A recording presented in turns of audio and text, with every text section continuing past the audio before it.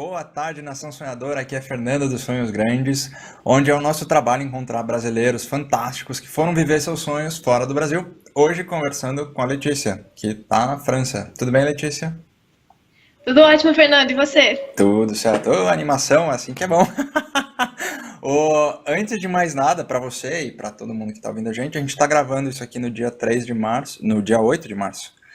Então, feliz Dia das Mulheres. Ah, muito obrigada. Bom, feliz dia para todas as mulheres que estão nos ouvindo agora, né? Muito bem, a Letícia, ela mora na França, em Paris, né? É isso? Me Isso. corrija se eu estiver falando errado. E ela estuda na Polytechnique, que é, e se o meu francês falhar também, você me corrige, mas que é a escola, uma das escolas mais prestigiosas da França, verdade? Bom, dizem por aí, né? Ah, não, é sim, é sim. E você estudou, cara, aliás, uma dúvida que eu sempre tive, você estudou engenharia mecatrônica. O Exatamente. que é engenharia mecatrônica? Essa é uma excelente pergunta, né? Inclusive, tenho que confessar que eu escolhi o curso porque eu achava que mecatrônica era uma palavra muito bonita.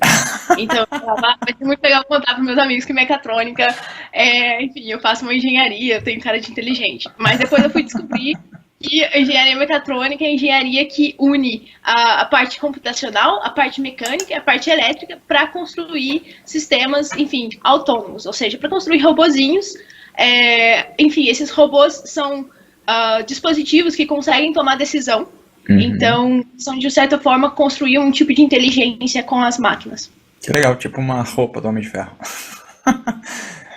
Na verdade, seria não a roupa do Homem de Ferro, mas um robozinho que se controla sozinho, que não precisa do Homem de Ferro se controlando. Entendi. Mais legal ainda. E você tá fazendo É, mestrado aí? sim, então, no Brasil eu fiz engenharia mecatrônica na USP e em seguida eu vim para a École Polytechnique para fazer um duplo diploma também em engenharia. Tá Mas aqui bom. na França o sistema de ensino é muito mais generalista, então eu fiz 2 anos de engenharia generalista aqui na França e agora eu estou no último ano do mestrado em matemática. Que legal, mestrado em matemática. Resolveu ficar por aí. Gostou tanto da França que falou, é aqui que eu fico.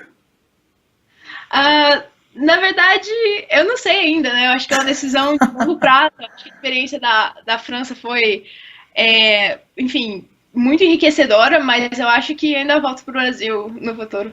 Tá certo, tá certo. Como é que foi você ir para aí? Você falou que foi fazer uma dupla diplomação, né? Como você Exatamente. conseguiu isso?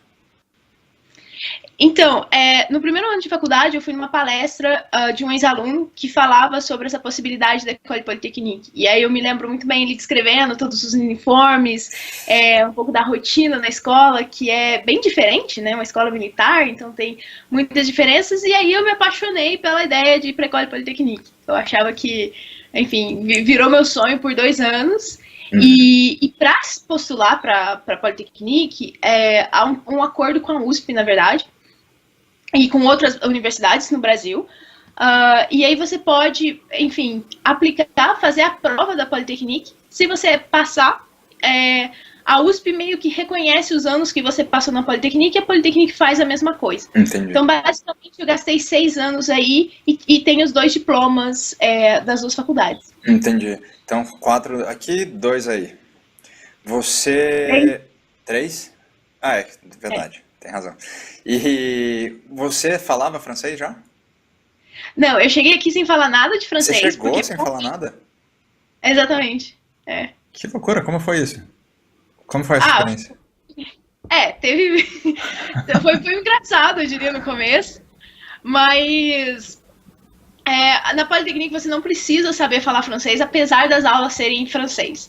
Para os alunos que não falam uma língua latina, eles têm um ano para se preparar depois que eles são aceitos na universidade. E para quem fala, enfim, português, espanhol, italiano ou alguma língua que seja mais fácil para aprender o francês, a gente passa 3 meses de curso intensivo antes das aulas começarem. Tá bom.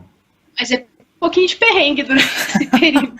Qual que foi a história mais engraçada que você passou nesse comecinho, nessa chegada? A história mais engraçada É, é. podia perguntar mais trágica, mas a mais engraçada é melhor.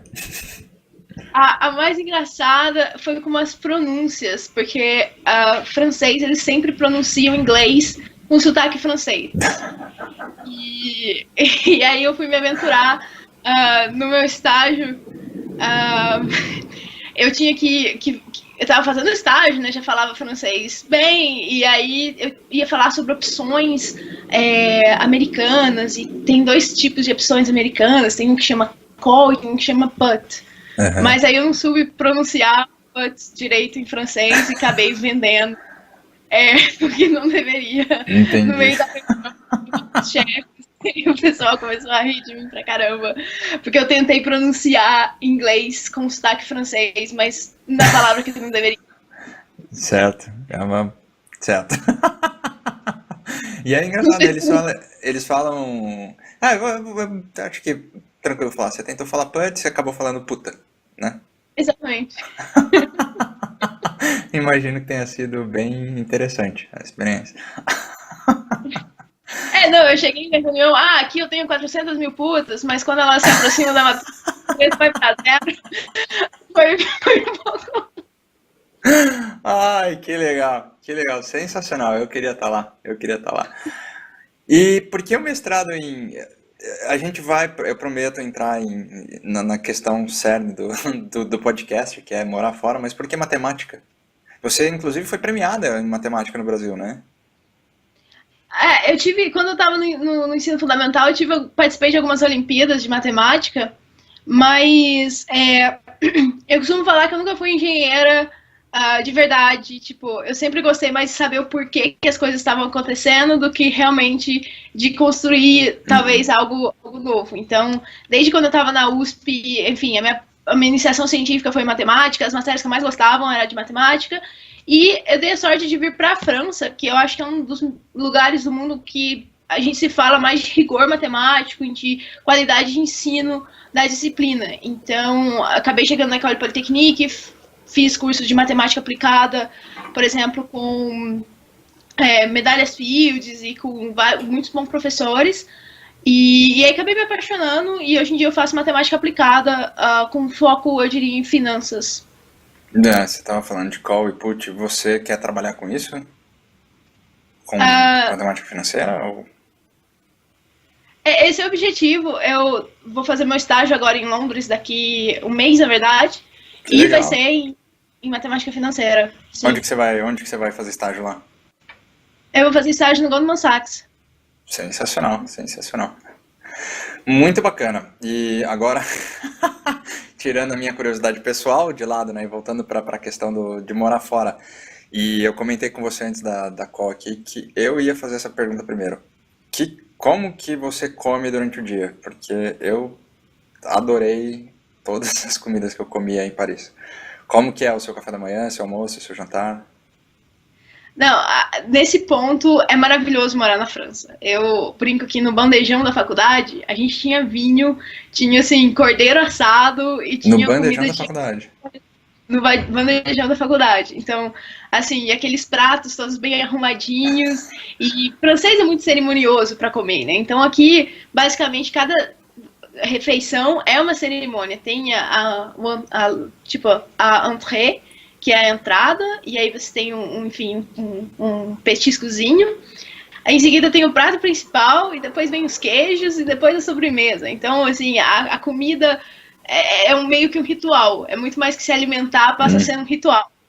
E eu moro numa região de Paris aqui, bem no centro, perto da Notre Dame, e é muito legal porque tem muitos restaurantes, não só de comida francesa, mas também de, enfim, comida do mundo todo, mexicana, enfim, chinesa, de vários outros lugares. Então, assim, a experiência culinária ela é fantástica, porque só para sair de casa você consegue achar vários restaurantes e comer coisas incríveis.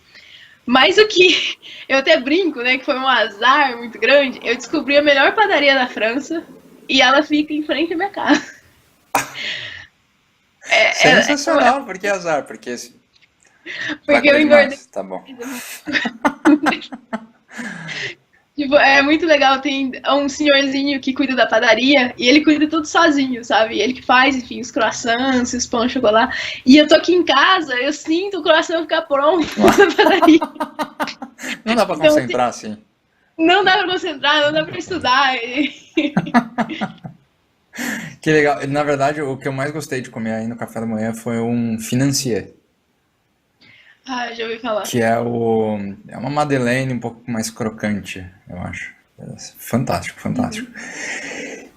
E eu falo que esse podcast acaba sendo muito autoindulgente, porque eu sempre faço as perguntas que eu tenho mais curiosidade, mas ah, por isso que eu pergunto da comida. Mas você sente saudade da comida do Brasil? Demais. Sério? Eu costumo falar que eu já briguei com os meus amigos 3 vezes. E uma deles foi porque um amigo tinha farofa e foi comer e não me chamou. E as duas outras porque tinham Guaraná e não me chamaram também. Olha só. Eu acho que quando a gente tá fora do Brasil, tem coisas que a gente nem sente saudade em si, sabe? Mas quando você vê, aquilo te traz tanta lembrança, te traz a impressão que você tá, enfim, no seu país e uma certa nostalgia. E eu sinto muito falta de comida brasileira. E do que mais você sente falta no Brasil? Desculpa, você falou sobre tudo e cortou. Ah, desculpa. Eu falei que eu, sobretudo, sinto falta de arroz, feijão. Tá. Eu amo a brasileira, sabe? Que você bota várias partezinhas no prato. Meio sem cerimônia, né? Meio sem cerimônia, que você come pra caramba. Esse é o objetivo. Letícia, cara, tem tanta coisa pra perguntar, eu não sei nem por onde começar. Vamos começar por um bem interessante, que é o seu envolvimento com a Brasa. O que é a Brasa? Vamos começar por aí. Então, a Brasa ela é uma associação de estudantes brasileiros que estão estudando no exterior. Enfim, uma associação apartidária, política, sem fins lucrativos. E o objetivo dessa associação a gente fala muito que é, sei lá, empoderar a nova geração de líderes brasileiros, né? Então a gente faz isso facilitando, de um certo modo, o acesso à educação de qualidade e o acesso ao trabalho. Então a Brasa, hoje em dia, se você é estudante no Brasil, de ensino médio ou de faculdade, você quer estudar no exterior, você pode achar mentoria gratuita para esse processo, em qualquer faculdade. A gente tem um programa de pré-universitário todo bem estruturado para isso. Além disso, a Brasa dá ajuda financeira para aqueles que não conseguem arcar com todos os custos das aplicações, que acabam sendo, enfim, na moeda estrangeira e para diversas faculdades. A Brasa também realiza conferências com os estudantes que já estão estudando no exterior, para que eles não se esqueçam das questões principais no país de origem, né? Então a gente faz uma conferência em cada continente, em geral, uma nos Estados Unidos, outra na Europa e outra na Ásia, para discutir os mais diversos temas que envolvem o Brasil. Sim, além disso, a gente tem parceria com empresas e a gente facilita, enfim, tudo que envolve preparação para o mercado de trabalho, dúvida de qual carreira a pessoa quer seguir. A Brasa tenta, com seus recursos e com a rede de contatos que a Brasa facilitar esse tipo de integração. Super bacana. brasa.org.br? Gobrasa.org. Gobrasa, muito bom. E fora dessa parte técnica, vocês têm algo... Cara, que droga, porque quanto mais eu pergunto, mais pergunta eu quero fazer. Vocês têm alguma ajuda de integração na sociedade? Por exemplo, a Brasa te ajudou a se integrar na sociedade francesa ou parisiense, ou não? É mais focado na parte de escola mesmo? Eu acho que tem uma parte de integração e tem uma parte grande de ajuda aos brasileiros que vêm morar fora, né? A gente sabe que, enfim, é um choque cultural muito grande, é um choque da língua, né? A gente chega, você não consegue nem se comunicar. Enfim, ainda mais, eu diria, na França, tem uma série de burocracias e várias outras coisas. E a Brasa consegue ajudar os brasileiros também com relação a essas questões. Então, a gente tem hoje em dia, por exemplo, a Brasa Paris, que é uma associação de todos os estudantes que estão morando em Paris. E se você é membro dessa associação, você pode ter desde um padrinho que, enfim, te ajuda nesses primeiros meses, com informações, com até te mostrar os restaurantes que são legais. A melhor padaria da França. Melhor padaria da França, que é uma informação muito importante. Boa. E aí a gente também dá todo esse suporte de, enfim, dentro das faculdades, por exemplo, dentro da École Polytechnique, tem uma associação afiliada à Brasa que tem a responsabilidade de difundir a cultura brasileira para os alunos em geral e também de fortalecer a integração entre os alunos brasileiros. Assim, o resultado indireto disso é que com essa associação o pessoal consegue se integrar melhor, enfim, na escola e tudo mais. Mas a Brasa não tem uma participação ativa na integração dos brasileiros com os estrangeiros. Entendi. E isso é para universidade só ou outros tipos de curso também? Pós-graduação, uma pós-graduação, um mestrado, Sim, para qualquer nível de estudo que a pessoa tiver, você vai, sempre tem um programa da Brasa destinado. Que legal. E as parcerias com empresas são empresas brasileiras ou estrangeiras? Ou estrangeiras, né? Locais? Às vezes tem empresas, enfim, multinacionais que acabam sendo parceiras da Brasa, mas a gente acredita muito que brasileiro deve contribuir para o Brasil, né? Então a gente tem sempre parceria com empresas brasileiras e a gente tenta fortalecer aí essa ideia de que, enfim, morar no exterior é legal, mas também tem muita oportunidade bacana no mercado de trabalho brasileiro. Claro. E falando nisso, você está aí há 3 anos. Você voltou para o Brasil em algum período? Férias, imagino. Eu sempre volto no Natal e nas férias de verão. Ah, tá bom. Como é que é ficar fora do Brasil, num nível pessoal, emocional? Como é que você lida com isso? Você lida bem com isso? Eu acho que é um desafio muito grande, né, Fernando? Porque, querendo ou não, a minha família tá toda no Brasil, eu vim de uma cidade pequenininha, no interior de Minas Gerais, então... Qual que é a cidade? Chama Andradas. Andradas, é mesmo. Você já ouviu o Menino da Porteira? Já. Foi composto pelo Ted Vieira de Andradas. Olha só. Essa eu vou colocar aqui nos comentários embaixo, um link para esse vídeo. Então, aí tem vários desafios, né? Porque querendo ou não, de certo modo, você resolve todos os seus problemas, você cria uma independência muito grande, né? Você cria a oportunidade de, um certo modo, de recomeçar, né? Dar uma primeira impressão de novo para as pessoas. Então, eu fico brincando que agora eu vou para Londres, tem muita coisa que eu quero melhorar nessa primeira impressão da Letícia. E sem dúvida são desafios muito grandes. Eu machuquei meu joelho aqui, fui esquiar, enfim, machuquei meu joelho, e aí eu não consegui achar médico, porque eu não conhecia os bons médicos aqui na França, também tendo que ir pro Brasil para operar. Então, assim, tem uma série de desafios, né, do fato de você estar sozinho, do fato de você se sentir como estrangeiro, mas eu acho que tem também coisas muito enriquecedoras e coisas que te ajudam a vencer esses obstáculos. Eu diria que, pela minha experiência, sobretudo a força da comunidade brasileira na universidade e em Paris em geral, comunidade de estrangeiros em geral, todo mundo se ajuda muito e é muito proativo nesse assunto. Então, enfim, acho que fica mais fácil aí para o pessoal se acostumar. Imagino que você encontrar pares que estão passando pela mesma situação é quase um grupo de suporte mútuo, né? Que primeira impressão que você quer melhorar para Londres?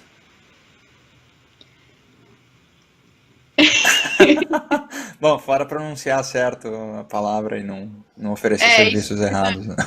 As coisas certas do estágio é uma informação bem importante. Não, mas eu acho que, enfim, sei lá, é uma oportunidade de recomeçar, de conhecer gente nova, de estar com a cabeça aberta para, enfim, talvez mudar algumas opiniões para ver como que outras pessoas enxergam o mundo. E eu acho que foi um pouco isso que aconteceu quando eu cheguei na França, sabe? Eu acho que o fato de eu ter chegado com a cabeça muito aberta, querendo, enfim, saber como que era, eu sinceramente eu nunca tinha tido contato com muita gente de outros países, sobretudo na École Polytechnique eu pude falar com gente, enfim, de mais de 50 países, Que então legal. de absorver um pouco dessa riqueza cultural, sabe?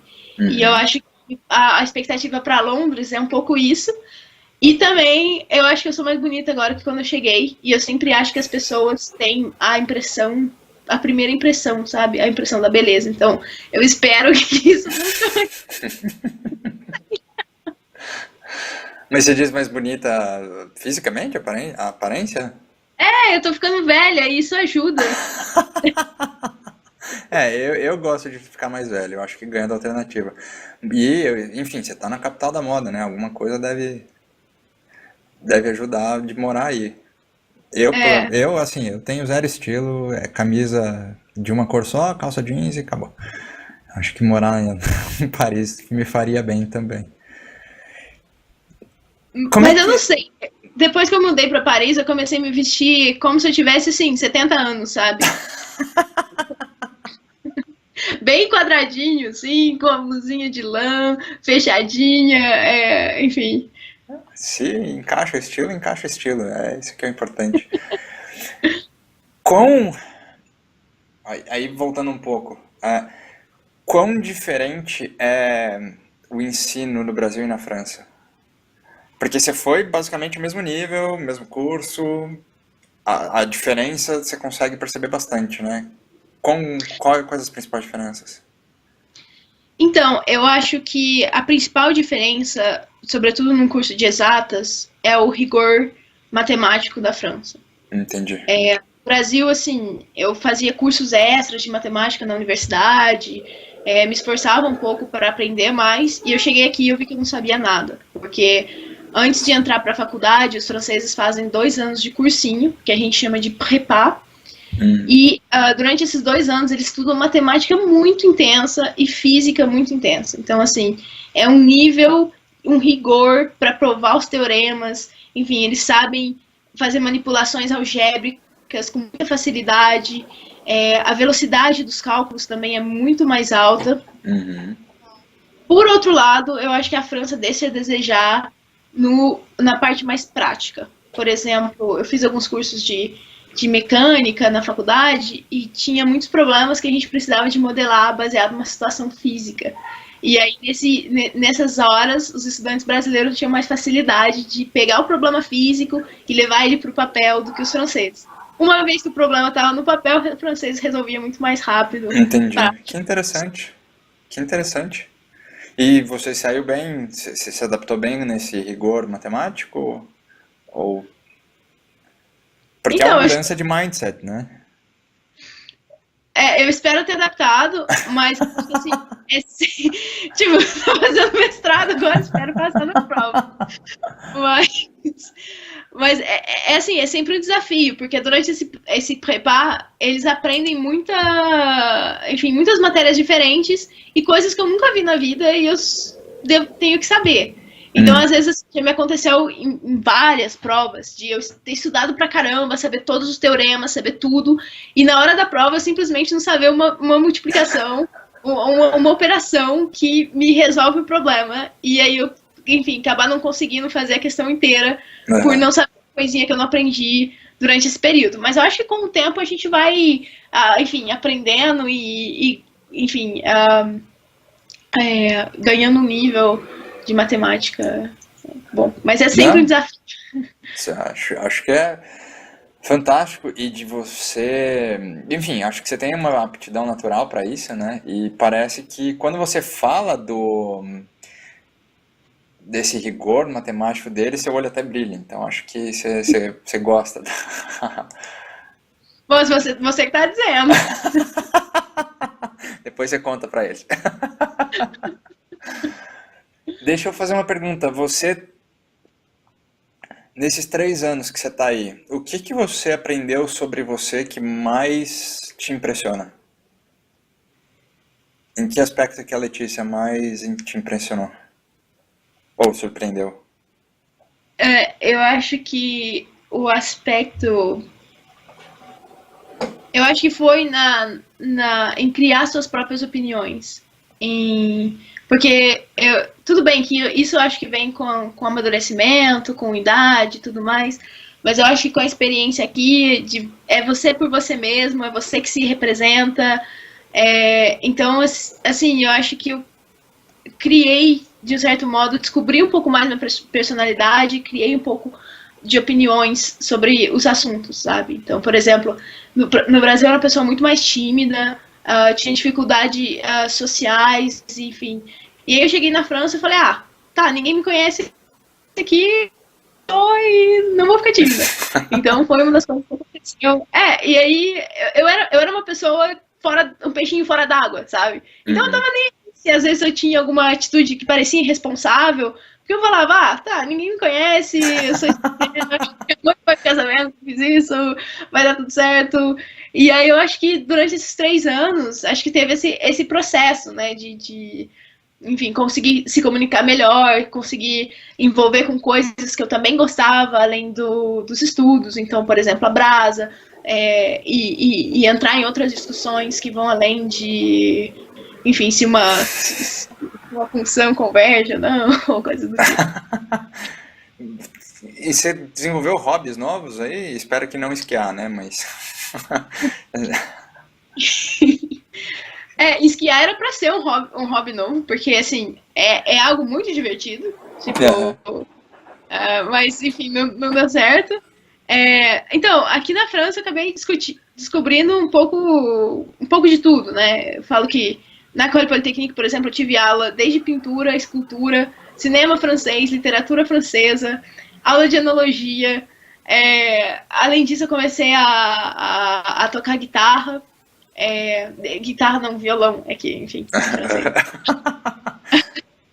Eu comecei a tocar violão e eu acho que como um todo eu comecei a apreciar muito mais, tipo, coisas, enfim, que são, eu diria, menos acessíveis quando você não tá em Paris. Tipo, eu vou assistir uns concertos uma vez por semana, tipo, tem os planos jovens, assim, na Orquestra de Paris, sabe? Aí você pode, tipo, você senta lá atrás no fundinho, mas é bem acessível. Mas tá lá. E é algo que eu adoro, sabe? Tipo, eu abaixo muito a média de idade do... e assim, a coisa que eu passei a amar, ver os concertos, enfim, ver o pessoal tocando. Que legal, que legal. E se a gente for aí pra Paris ou pra França, o que a gente não pode deixar de ver? Fora a melhor padaria do mundo. A melhor padaria do mundo é muito importante. Eu acho Aliás, que... ela chama só patisserie também ou não? Boulangerie, né? Boulangerie Mouffetard, tá escrito. Eu acho fantástico isso, que você passa na frente de uma boulangerie e ela chama boulangerie. Acabou. Exatamente.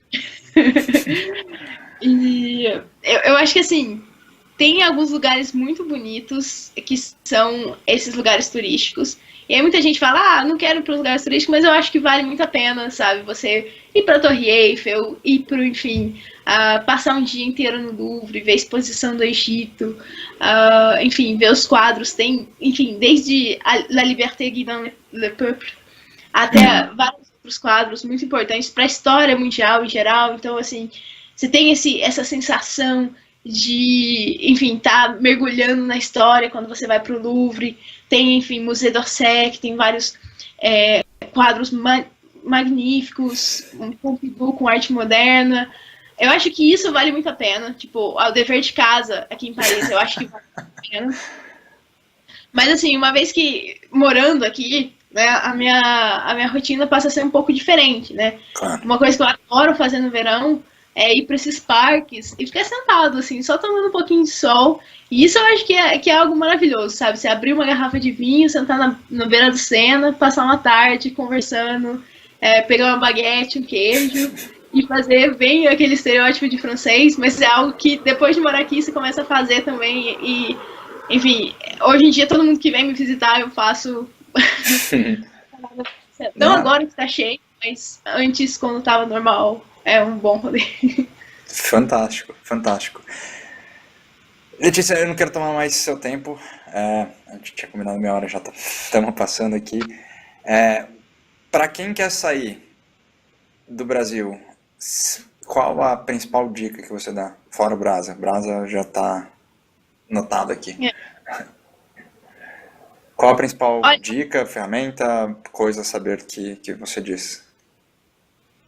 eu acho que a primeira coisa a saber é que, assim, eu tinha a impressão que morar fora era, enfim, algo fantástico, que as universidades fora eram muito melhores que as brasileiras e que o mundo era muito melhor que fora. E quando você vem, você vê que não é muito bem isso, né? Assim, a gente tem vários desafios, assim, passa por muitos perrengues, você acaba criando uma certa resistência no final disso, que eu acho que é bacana, mas acho que a pessoa precisa estar preparada para enfrentar desafios que ela nunca teve na vida, né? Eu acho que tem que estar com essa cabeça aberta de que não vai ser fácil. Com todo mundo que você fala, como foi morar em tal país? Não foi fácil, mas valeu a pena. Sim. Eu acho que é muito essa impressão. E para aqueles que querem estudar em si no exterior, eu acho que vale muito a pena, enfim, antes de mais nada, olhar para as oportunidades no Brasil, porque eu acho que tem universidades com nível de excelência muito grande no Brasil e, enfim, muitas das vezes acaba, enfim, compensando deixar essa experiência do exterior um pouquinho para o futuro, né? Uhum. Eu acho que, em geral, é isso. Aprender a língua também do país é muito importante. Só que essa parte é difícil de fazer. Justíssimo. Letícia, foi fantástico.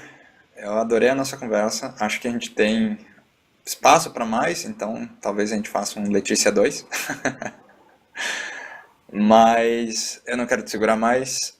Eu quero te agradecer bastante pela tua disponibilidade. Eu sei que é a terceira vez que a gente tenta. Deus, obrigado pelo teu esforço. Acho que super valeu a pena. E é isso. Tá, agora tá gravando, não. Tá gravando ainda. Vai ficar excelente. Gostei. Vai ficar bom no vídeo. Tá, não, muito obrigada, Fernando. Eu acho que foi uma oportunidade incrível estar falando com você. Enfim, parabéns pela iniciativa também. Eu acho que essa experiência de morar fora é algo tão, enfim, eu diria até meio místico para nós brasileiros, né? A gente não sabe como que é direito. E eu acho que o trabalho que vocês estão fazendo é fantástico. Então, assim, muito obrigada pelo convite e, enfim, parabéns pela iniciativa. Muito obrigado. E pra você, feliz Dia das Mulheres de novo. E pra todo mundo que tá assistindo ou ouvindo, muito obrigado e até a próxima. Tchau, tchau. Obrigada. Então, nação sonhadora, essa foi a nossa conversa de hoje. Espero que tenham gostado. Não se esqueçam de acessar o nosso site www.sonhosgrandes.com.br e curtir a nossa página no Facebook para conhecer mais histórias de brasileiros pelo mundo. Deixem seus comentários, curtam e compartilhem nas redes sociais e até a próxima.